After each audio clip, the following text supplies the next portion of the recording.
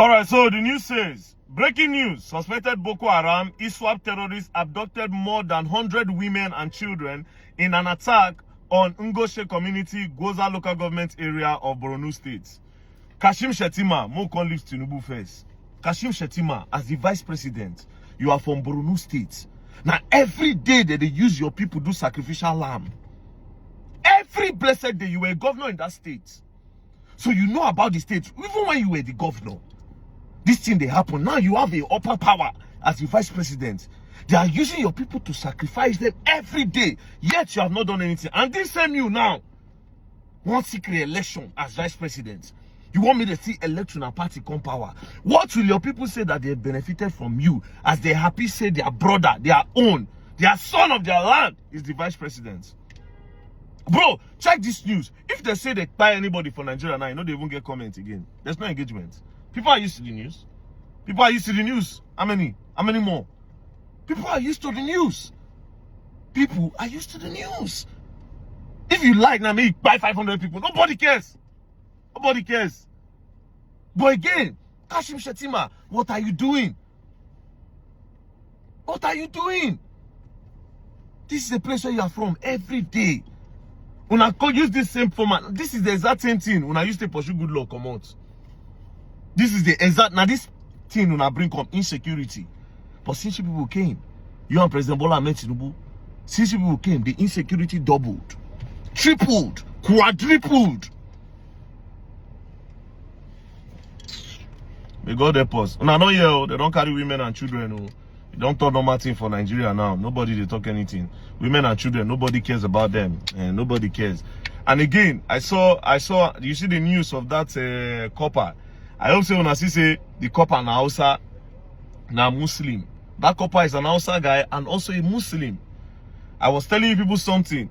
When they say Christians they die, I say yes, Christians they die. There are a lot of people they buy. Everybody they buy. Like these people don't they buy people they go. But of course the government don't give them the hand. They don't reach Nigerian government. Because even if they catch them, they go rehabilitate them. Benue State now, the governor collect how many billion?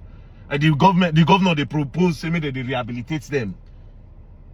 They won't collect budget to rehabilitate terrorists where they catch. That's the country we are living in. And these same people again, you want to seek re-election. I say, what will you use to campaign? They don't have anything to use to campaign. That's why they are bringing people to come and convince people. City boy movement, relax, Tinubu fix Nigeria. You carry Reno. You carry Reno. No, to say Nigeria, this is the safest time. This is the safest Nigeria I've ever been. May God help us. Anyways, peace and love. Don't play. Play go online and you will learn the hard way. A tense conversation is spreading across Nigerian social media after outspoken activist and commentator Verydarkman publicly called out Nigeria's vice president, Kashim Shettima, over renewed terrorist attacks happening in the state closely tied to his political legacy. The message was not wrapped in polite political language. It was direct, emotional, and focused on one issue that continues to haunt northern Nigeria: insecurity. In the video circulating online, Verydarkman appeared visibly frustrated as he spoke about the continued attacks carried out by extremist groups in Borno State. The state is not just another region affected by insurgency, it is the political home of Kashim Shettima, who once served as its governor before rising to the second highest office in the country. That connection is exactly why the activist decided to address him directly. For many Nigerians, Borno State represents one of the most painful chapters in the country's security history. For years, communities in the region have faced brutal attacks from insurgent groups such as Boko Haram and the faction known as Islamic State West Africa Province. These groups have carried out bombings, raids on villages, kidnappings, and ambushes that have forced thousands of families to flee their homes. Even though military operations over the years have weakened many of the insurgent strongholds, the threat has never completely disappeared. Attacks still occur, sometimes suddenly and without warning, leaving communities shaken and asking the same question again and again: when will it finally end? That question is at the heart of the video that Verydarkman released. Speaking passionately to his audience, he expressed anger over reports of new terrorist activity in the region. According to him, it is difficult for many Nigerians to understand why attacks still happen in a state that has received so much national and international attention over the years. But what made the video stand out was the way he addressed the issue. Instead of speaking generally about government failures, he focused directly on Kashim Shettima. He reminded viewers that before becoming vice president, Shettima spent 8 years as governor of Borno State, a period during which the insurgency was one of the biggest security challenges the state faced. Verydarkman argued that because of that history, the vice president should feel a particularly strong responsibility when new attacks occur in the region. His words carried the tone of someone speaking not just as an activist, but as a citizen expressing deep frustration about a national crisis that has lasted for more than a decade. He described the fear many residents feel whenever news spreads that insurgents have attacked another community. Families living in rural areas often worry that their villages could become the next target. Farmers fear traveling to their fields. Traders fear using roads that pass through remote areas where ambushes sometimes occur. For people who live far away from the conflict zones, these stories might appear only occasionally in headlines. But for residents of Borno and neighboring states, the threat can feel constant. This is why discussions about terrorism in the region often spark intense emotions. In the video, Verydarkman spoke as though he was channeling the anger and exhaustion of citizens who feel they have had promises of security improvement for many years but still see reports of attacks. His words suggested that leaders must be reminded that people's lives are directly affected every time an incident happens. The video quickly gained attention online. Clips began circulating across TikTok, Instagram, and X, where users started debating both the message and the messenger. Some viewers applauded the activists for daring to address a powerful political figure directly. They argued that leaders should expect criticism from citizens when serious issues like terrorism continue to affect communities. Others questioned whether social media confrontations are the best way to discuss complex security challenges. Fighting insurgent groups like Boko Haram and ISWAP involves military strategy, intelligence gathering, regional cooperation with neighboring countries, and long-term stabilization programs. Many analysts argue that these efforts are far more complicated than what can be explained in a short online video. However, supporters of Verydarkman say the purpose of his message was not to deliver a military briefing. Instead, they believe he was highlighting the human side of the crisis, the fact that ordinary people are still living with fear despite years of security operations. They argue that sometimes it takes a loud voice to force difficult conversations into the public spotlight. Verydarkman's reputation online is built on exactly that kind of confrontation. Over time, he has become known for speaking bluntly about topics that others avoid. His videos often target celebrities, influencers, and institutions he believes are misleading the public or avoiding responsibility. Because of that history, many of his followers see him as someone who represents the frustrations of everyday Nigerians.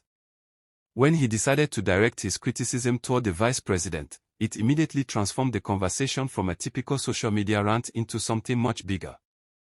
Political observers know that Kashim Shettima's relationship with Borno State is deeply significant.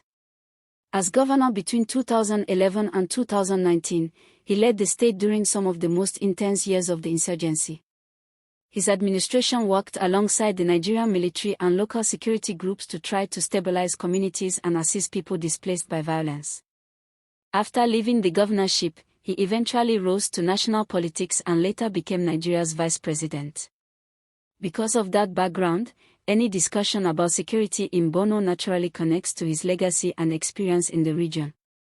Verydarkman appeared to emphasize this point strongly.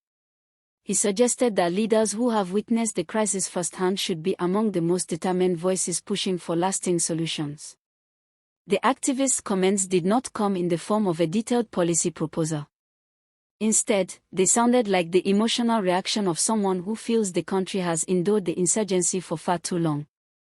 He questioned why communities still experience attacks even after years of military operations and security initiatives. He challenged leaders to show stronger urgency and deeper commitment to protecting citizens. For many viewers watching the video, the intensity of his tone reflected a frustration that has built up over years of hearing similar news stories. Whenever an attack happens, the cycle often repeats itself. Reports spread online. Officials issue statements condemning the violence. Security forces respond with operations against suspected militants. And then, after some time, another incident appears in the headlines. That cycle can make citizens feel as though the crisis is never truly ending. In Borno State, the impact has been enormous.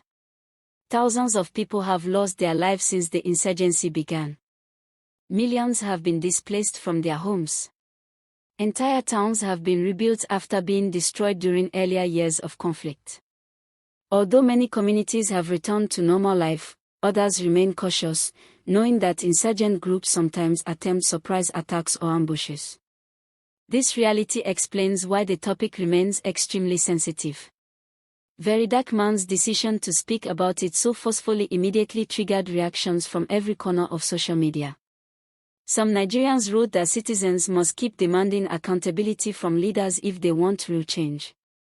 Others warned that security issues should be handled carefully and not turned into viral entertainment. Still, the video continued to spread. The power of social media lies in its ability to amplify voices quickly.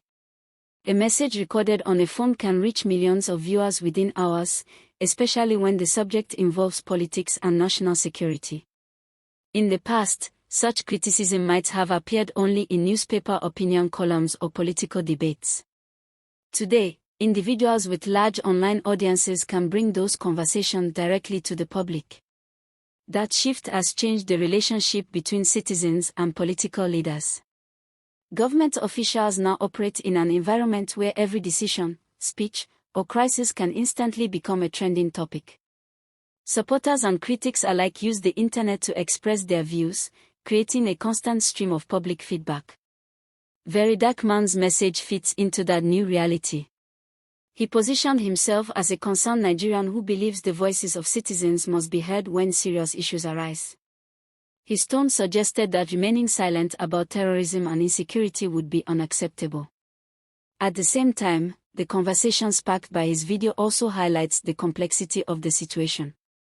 Security experts often explain that insurgent groups like Boko Haram and Islamic State West Africa province survive by adapting their tactics. Even when they lose territory, they sometimes regroup in remote areas, launching smaller attacks designed to create fear and attract attention. That means defeating them requires sustained effort across many areas, including military action, economic development, intelligence cooperation, and community rebuilding. For people living far from the conflict zones, these strategies may appear slow or invisible. But for those working directly on security operations, progress can take years. This difference in perspective often fuels frustration among citizens who simply want the violence to stop. Verydarkman's video captured that frustration in a raw and emotional form. He spoke as though he was demanding reassurance from leaders that the suffering of affected communities has not been forgotten. By addressing the vice president directly, he aimed to send a message that Nigerians are watching closely and expecting stronger action against terrorism. Whether one agrees with his approach or not, the reaction to the video shows how deeply the issue still resonates across the country. Terrorism in northern Nigeria is not just a regional problem. It has shaped national politics, influenced security policy, and affected millions of lives. Each time a new attack occurs, it reminds citizens that the struggle against insurgency is still ongoing. And in an era where social media amplifies every voice, moments like this reveal how public frustration can quickly turn into nationwide conversation. The video from Verydarkman has now joined the long list of viral clips that capture the intersection of activism, politics, and public anger in modern Nigeria. For some viewers, it represents courage, a citizen challenging powerful leaders to act faster. For others, it represents the messy reality of digital activism, where complex national issues are debated through short videos and emotional reactions.